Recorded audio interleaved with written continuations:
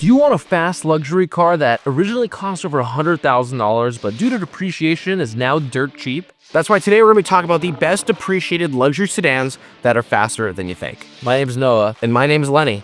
Let's get into it. When trying to narrow down what luxury sedan could actually make this list, wasn't easy. We had to break it down to the basics: luxury, performance, and budget. And if you're the guy that wears way too much cologne, this next car is for you. And that car is the BMW 750i. You could pick up a 2013 to 2018 750i for about $17,000, when the MSRP originally, with options, was around $128 grand. That is mind-boggling. And this car came equipped with a 4.4-liter twin-turbo V8 engine producing 445 horsepower and 480 pound-feet of torque, achieving 0 to 60 in about 4.3 to 4.7 seconds and a top speed of 155 miles per hour. Now to get into the luxury of the car, you got various premium leather, you got the standard heated front seats, you got the optional 7-inch touchscreen tablet for rear seat passengers, massage seats, remote parking, heads-up display, heated steering wheel, keyless entry. But one of the coolest things about this is it's got gesture control, which means you can move around your hand and it'll adjust the volume and skip tracks. So basically I could be like Yoda. Yeah, basically.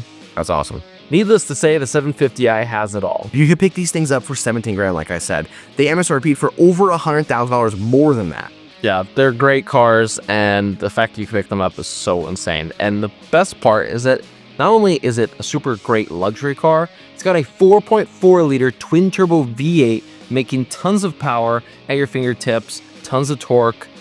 It's got it all. That's crazy. I mean, if a V8 wasn't enough, they took 2 turbos and smashed it into that engine bay to give you even more power. Let's say you're not a Beamer guy, or let's say you wear even more cologne. This next car is for you. This is the Mercedes S550. Oh yeah.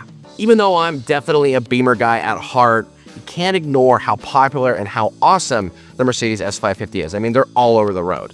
Let's take a deep dive in what the S550 has to offer. The S550 is one of the most beloved and popular luxury cars ever produced. I mean, the S in the S-Class actually stands for special, which the S550 is nothing short of. With the S-Class dating all the way back to the early 50s, it has a rich and bold story to tell. I mean, this thing's packed with a ton of crazy features. Just to name a few, it's got a second-row sunroof with power sunshade to keep your passengers nice and cool. It's got a panorama roof, power trunk access, rain-detecting variable intermittent wipers with heated jets and a reservoir, a 13-speaker surround sound audio system. It's got an integrated nav system with voice activation. It's got an instrument panel-covered bin. I don't even know what that is. Sounds expensive.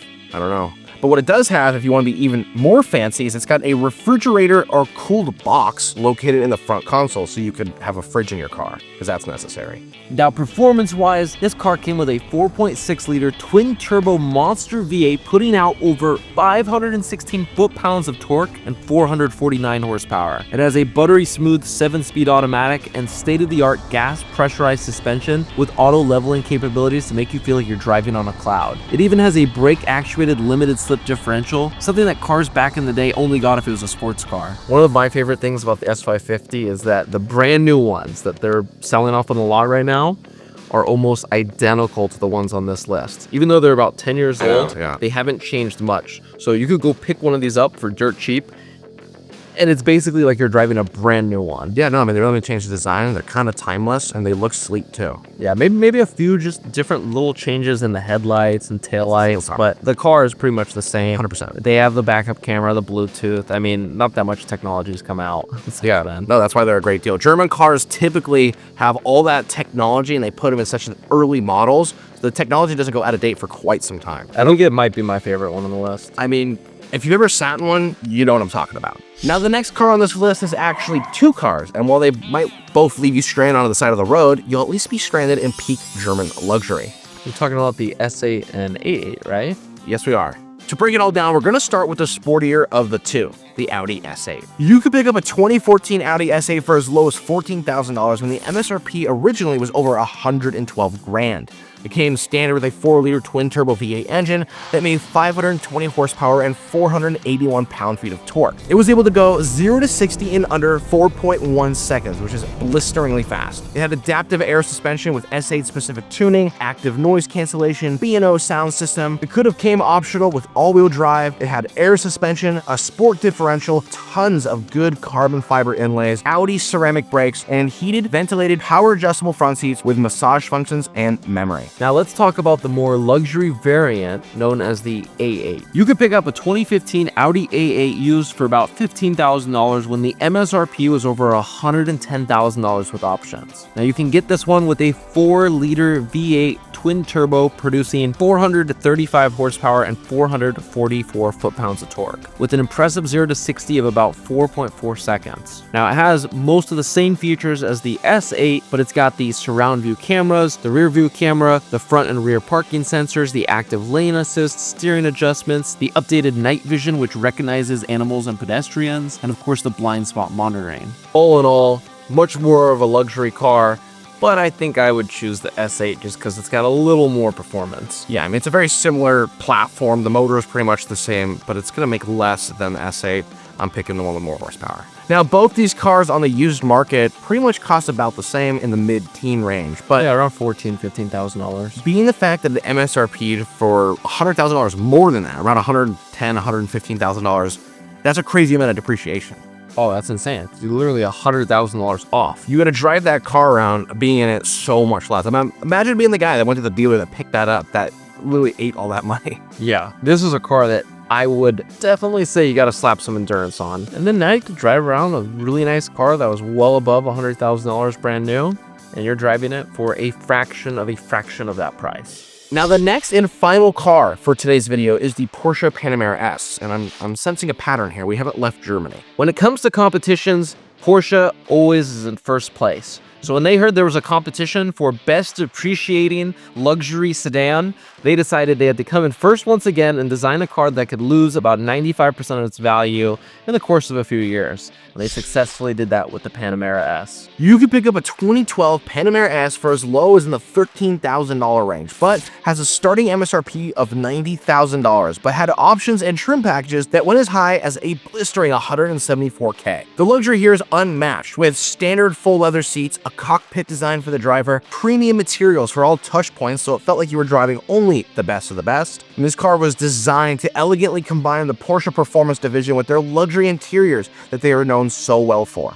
It has a 4.8-liter naturally aspirated V8 that makes nearly 400 horsepower and 369 foot-pounds of torque. Higher trim models like the Panamera Turbo and the Turbo S got a twin-turbo version of that engine that made over 500 horsepower and 500 foot-pounds of torque. The Panamera S got the newly introduced but stout 7-speed PDK dual-clutch automatic transmission and was available in either rear-wheel drive or all-wheel drive. It has a 5.2-second 0 to 60 and a top speed of 175 miles per hour. I just don't understand. If these cars are packed with so many features, they got great performance engines and capabilities, how could they be worth so little now? Well, there's two main reasons for it. First being the type of person that has $100,000 disposable income to go buy a car, they don't want to drive around a car that's 5 years old, 6, 7 years old. They want a car that is brand new, fresh off the lot. They want to compare it with their other rich buddies. So these guys buy the car and then upgrade it instantly.